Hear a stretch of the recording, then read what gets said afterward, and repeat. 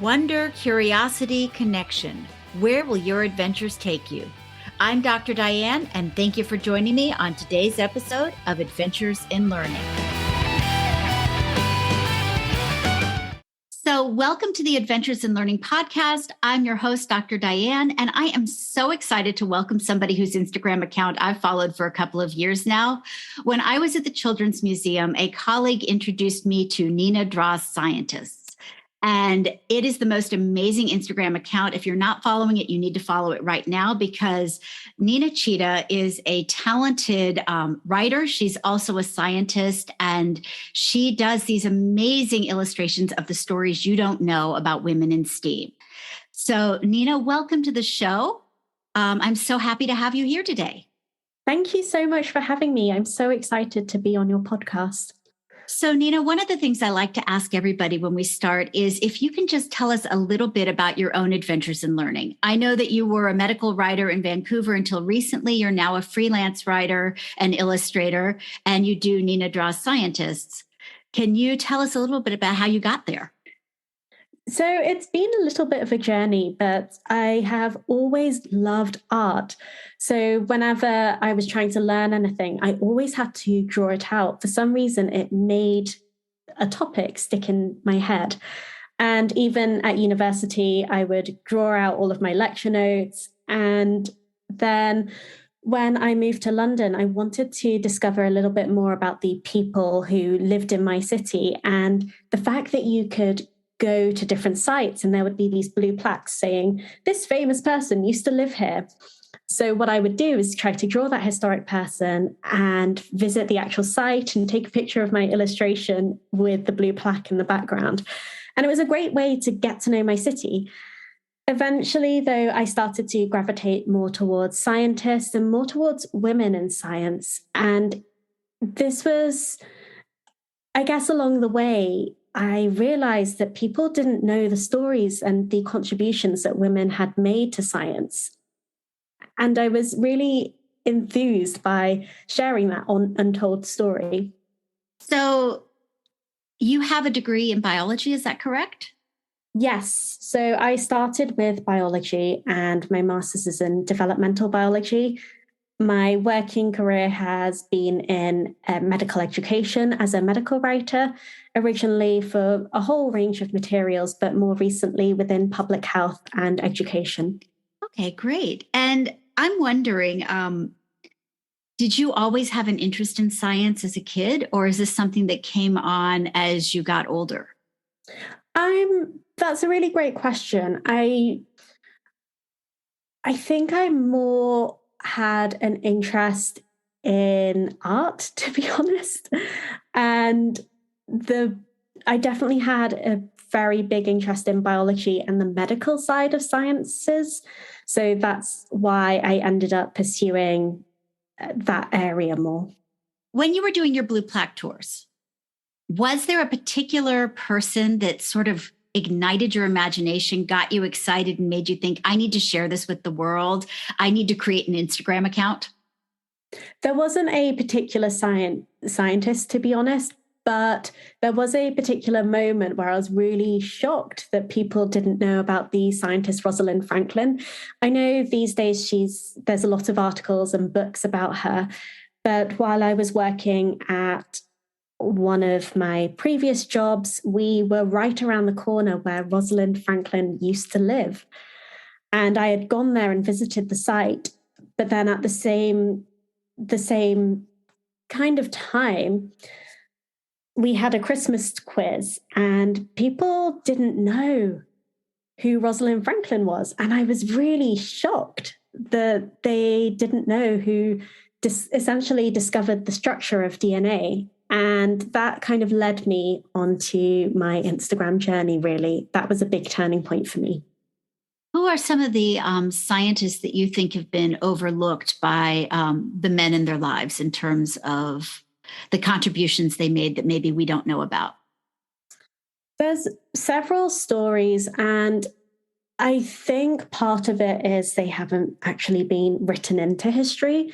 So they may have been celebrated and really respected in their day, but then as time has gone by, we've forgotten to write them into our stories. A lot in particular, there have been some around the 17th and 18th centuries where you had scientific couples working in science, and the man who was working in a particular area would get the recognition. So how do you decide who you're going to feature on the Instagram? It's really an organic process. So it could be someone that I was particularly drawn to their story for some reason or another. It could be what's happening today in the news. So I'll try and make it relevant. And also, there are some barriers there because it will be people that I can actually find information about. So it's a combination of all of those. I also tend to gravitate more towards the biological medical side because that's my background and I've got quite a solid base knowledge in that area. And that's another factor. So you will find that I don't focus on physicists, for example, as much as I probably could have. No, that makes sense. And you're going where your strengths are. And that's actually a question I was going to ask is, how do you do your research? Like, how do you research these women, especially if they haven't been written into history? That has been a process because when I first started, I had never really done historical research. So I would literally just Google something, find an article from the internet, usually Wikipedia, but it has evolved. I've realized that I can really lean on biographies, and these days there are a lot more biographies about women in science. There could be more, Right? but there is definitely more than when I started in 2017 time. And when I was living in Vancouver, I was really lucky to live near a great public library. So I would get these books out at the library because cost is a huge barrier. Of course. And then I've also started looking into historical journals, and they'll often have articles written by historical researchers that are open access. So I can lean on those. And another thing which I've discovered through this process is we can go visit archives for free, which is incredible. If you're in a certain area, so right now I'm in the UK, I can access the British Library for free. I can visit the National Archives for free. If they happen to have a collection about a certain person, I can go into those archives. And I'm also really happy to find digital archives about someone. And it's essentially a collection of papers about someone's life. And you can see their own handwriting, their own signature. It's quite a special moment, really. Oh, that's really exciting. And I know that there are challenges, of course, because for so long, women scientists and diverse scientists, scientists of non-white scientists were pushed to the background. And so to find that information has got to be a real challenge and a labor of love on your part. Yes, and I'm really pleased to see that there's more research going into these women, especially I think 2016 when Hidden Figures came out. That was a huge moment for the history of specifically Black women in STEM.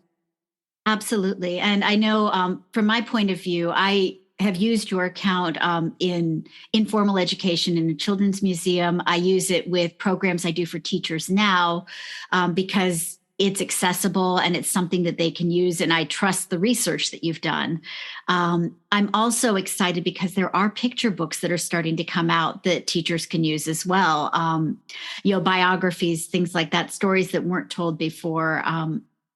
There's Emily Roebling, who was the real force behind the Brooklyn Bridge, which I thought was just a fascinating story, that her husband was pretty much sick in bed for the 10 years that this bridge was being built. And she went back and forth and got the bridge built. There's Bessie Coleman in The Field of Flight. We all hear about Amelia Earhart, but Bessie Coleman did really cool things. And so to be able to find these stories and tell them, I think is important. And I think also to start including females as lead figures in children's books with an interest in science. Jasmine Warga just came up with a book that I think is really cool. And I've got it back there. It's called A Rover Story. And she's fictionalized the Mars rover, but the lead scientist is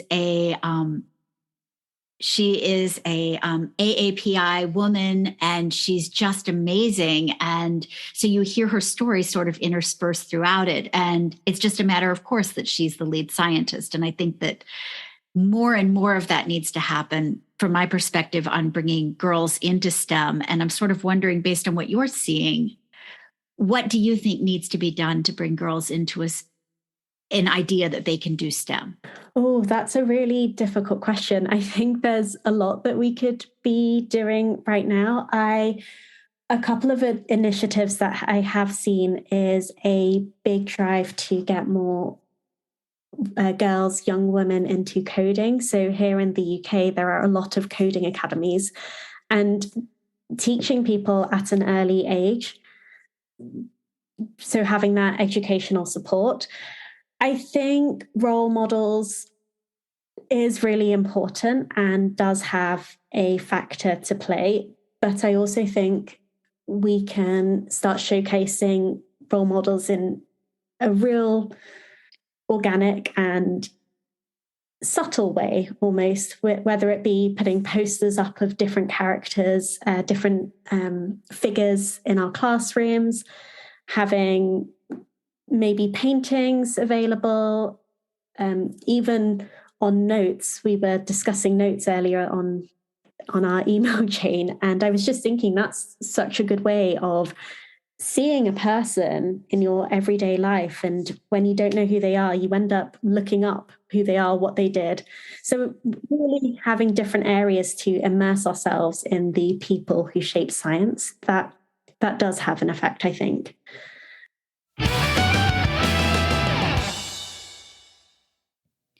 Hey, early childhood and elementary school educators, are you looking for a keynote speaker or professional development workshop that will knock the socks off your teachers? Look no further. Check out the offerings at drdianeadventures.com. We offer half and full day professional development workshops that will help you learn how to build connections between multicultural picture books, authentic STEAM experiences, and your curriculum. You'll explore strategies to get your students fully engaged and wanting to learn more, and you'll walk away with a new perspective on multicultural picture books, as well as strategies and ideas guaranteed to awaken your sense of wonder and to help you immediately build science and STEAM connections in your early childhood, elementary, or library setting. Learn how to connect science and math to literacy, oral communication, gross motor skills, and dramatic and artistic play. Every activity and strategy can be completed using materials you already have in your classroom, school, or home education setting. Check out the offerings at drdianeadventures.com.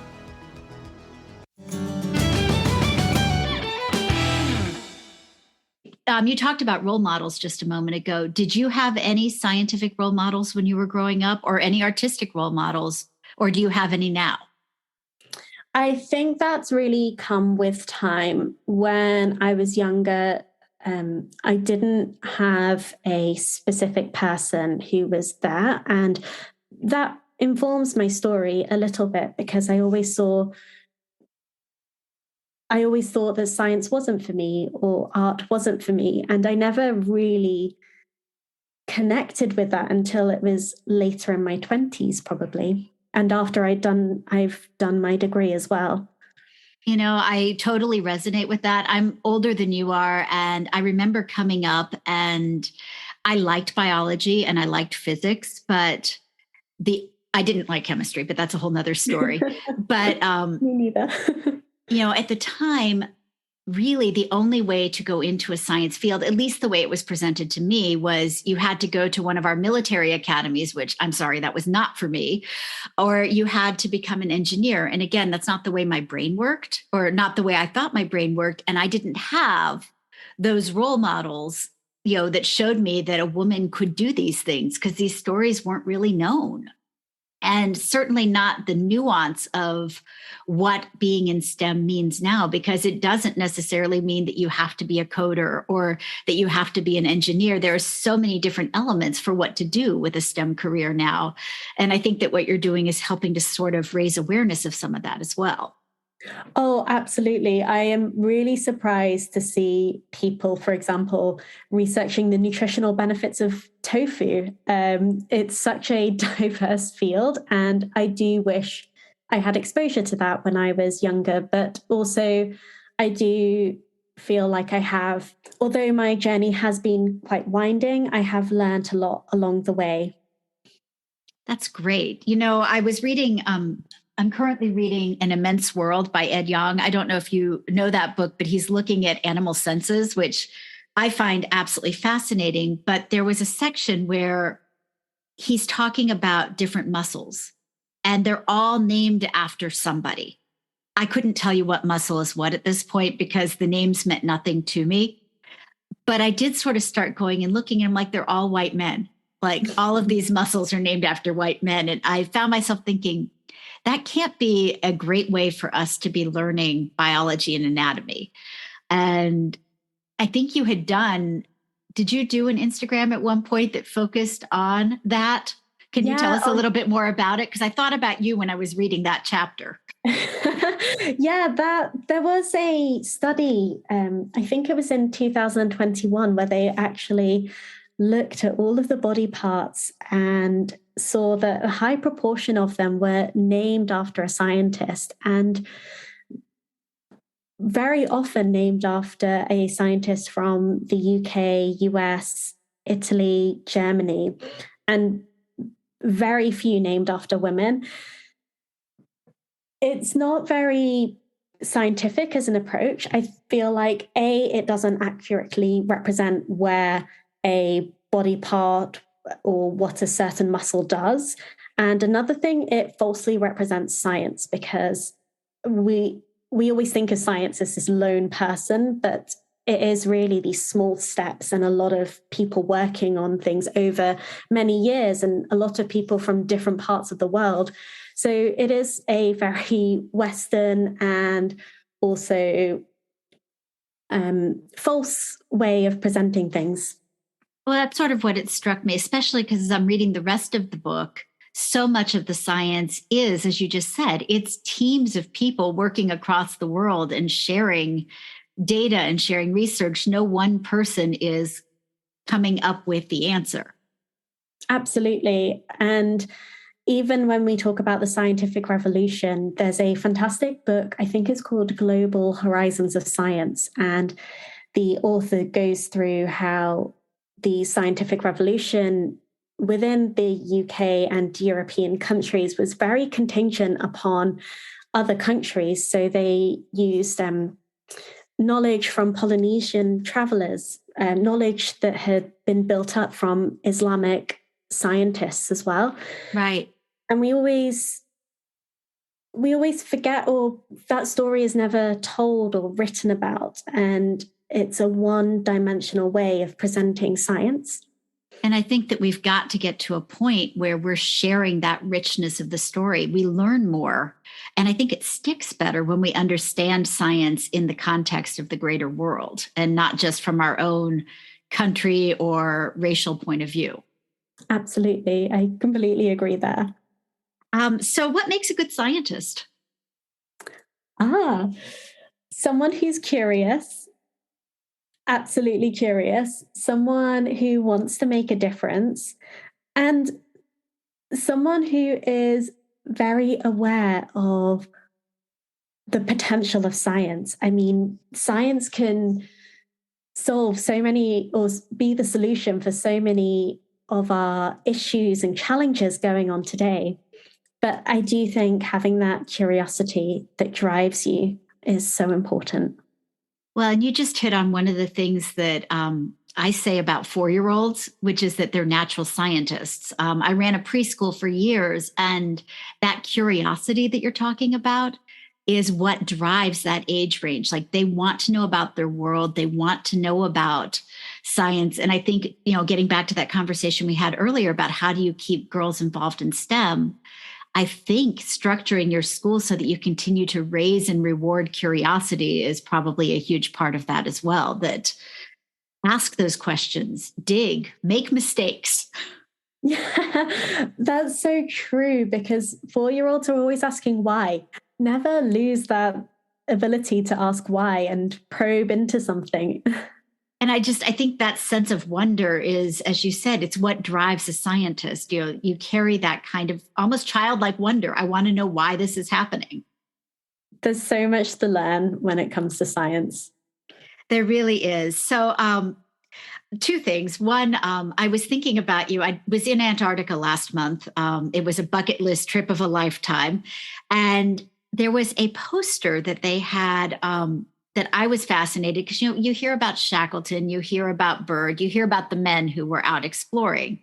And they actually had a poster on the ship about women in Antarctica. Oh, that's fascinating. Which I thought was really cool. Now, it's only like 5 women who are listed, but I did find myself sort of thinking, wow, they'd make a really good focus for Nina Draws Scientists. And what I thought was interesting was in the 1930s, the first woman set foot in Antarctica with her husband. And she had to get special permission to actually get onto the continent, because before that, you had to stay on the ship. And she was part of his scientific expedition. And so she was working with him. I'm seeing if I can find her name. Her name was Caroline Michelson.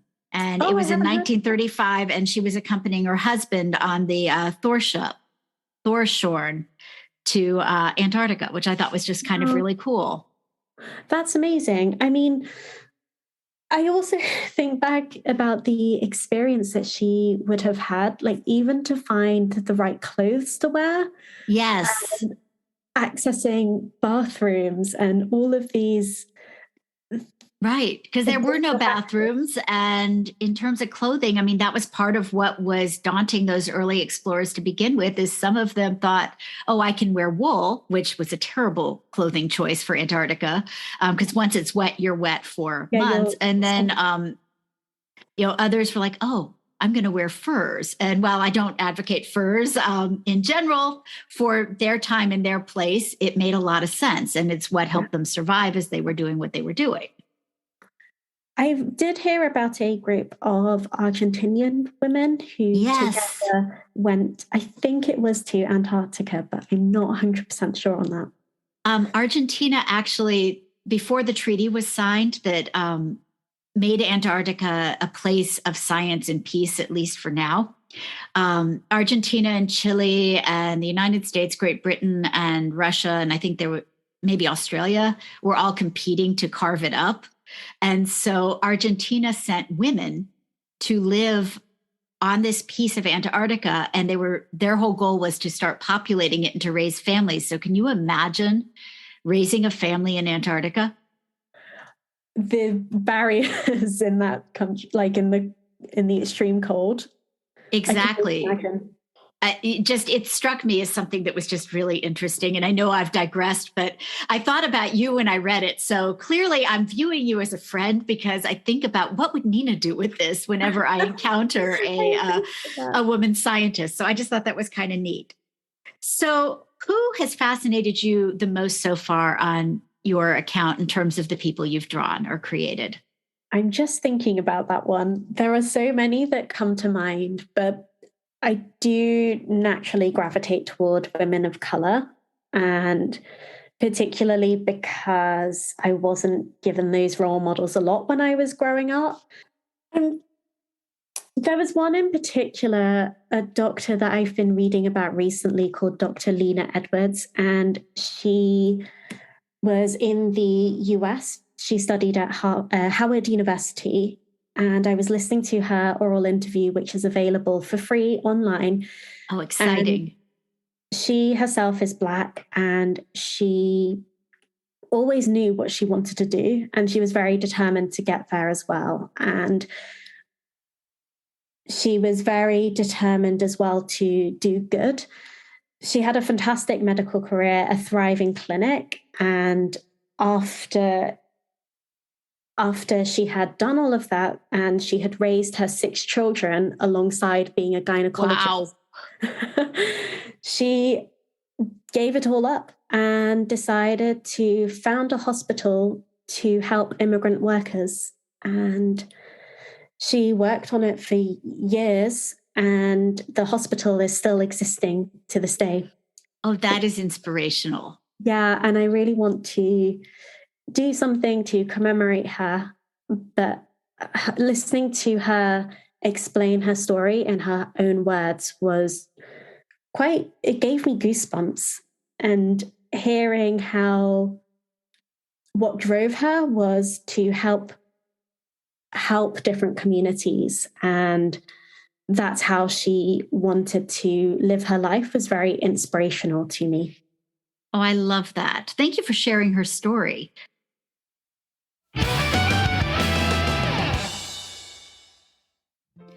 Hey, early childhood and elementary school teachers and librarians. Are you looking for ways to spice up your curriculum, build connections with engaged STEAM learners, and introduce multicultural versions of fairy tales and folk literature? If so, head over to drdianeadventures.com and check out our on-demand virtual course. Beyond Ever After STEAM on-demand virtual course allows you to work at your own pace and learn how to build these STEM-STEAM connections through multicultural fairy tales and folk literature. You'll receive professional development credits after you complete this high-energy 3-hour on-demand course produced with Steve Spangler, Inc. As a bonus, you're going to receive a PDF that's filled with curriculum connections and program ideas you can put to work immediately in your early childhood, elementary, or library setting. Discounts are available for group purchases, plus you get special pricing when you purchase it as part of a regular professional development workshop. So head on over to drdianeadventures.com and get started on your own Beyond Ever After experience.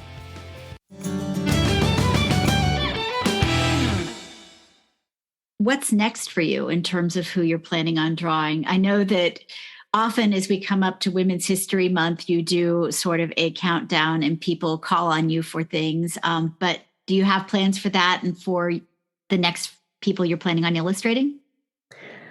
At the moment, I am trialing a new series called Mini Histories. And because Instagram has changed so much since I started, I'm adapting more towards Reels now. So I am creating animations that are 90 seconds to try and introduce different scientists, if that makes sense. So it's just a little taster. I unfortunately do not have enough time in that 90 seconds to go much in depth, but I think it's a good idea to try and introduce people to a particular scientist. So that's what I'm focusing on now. I feel like with me, every month is Women's History Month. So I never end up I haven't in recent years done anything specific for Women's History Month. And in the future as well, I would like to do more resources. So I appreciate that a lot because I agree with you that Women's History Month should be year-round and should be integrated into the curriculum as you're teaching side by side, along with the other cultures we were talking about. We should be learning about Black scientists and Latina scientists and Muslim scientists right alongside as we're doing the curriculum year round. So I appreciate that point about it's not just 1 month, it should be all year. In terms of sharing the other resources, do you have ideas for how you would want to do that? I am planning to start a website, and I will be doing some coloring pages and longer stories about particular scientists, including the references that I've used. The downside to Instagram, or at least the way I have been using Instagram, is I don't have a good format for sharing those references that I'm using. And some of them, for example, the I think it was done by Harvard University. They had an oral history project specifically focusing on Black women. And to be able to direct people to those resources where people are sharing their stories in their own words is really important. So I want there to be a good way that I can share. That's so powerful. And that's one of the reasons why, along with this podcast, there's also a blog post is for exactly that reason, because I find that otherwise, how do you share those resources? How do you connect people to the links to the web pages? It's difficult. And I think that one of the things we've got to start doing is digging deeper to look at the information and then go further and read and learn about it for ourselves as well. So I appreciate the fact that you're trying to give us that opportunity as well. Yeah, I mean, if there's a particular scientist that takes your fancy, you can go off on your own tangent and start researching that scientist, and hopefully it will be a good starting point for your own research. So you've done a lot of historical scientists. Have you thought about do you do living scientists, folks who are still with us? I used to, and I didn't enjoy it as much, to be honest. I think it was an additional factor as well is I felt a bit uncomfortable about how that person would like to be presented. And I got caught in my own head with, oh, what if they didn't like it? Or what if they wanted to say a different story? So I do focus on historical scientists. I also find historical context really interesting and fascinating, and something I do want to share more. Well, and sometimes it's hard to have context until some time has gone by as well.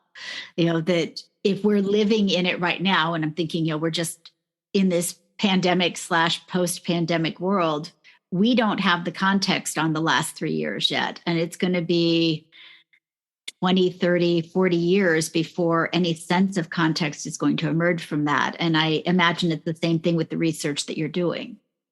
Yeah, absolutely. We don't really know the themes that will emerge. Another thing is I have drawn living scientists for different organizations. Say if they want to highlight people that work within the research organization. And part of my process is making sure that person is happy with the way that they're depicted as well, like with what they're wearing and how they're painted. So that's another really important aspect when you're drawing people of today as well, to get their permission.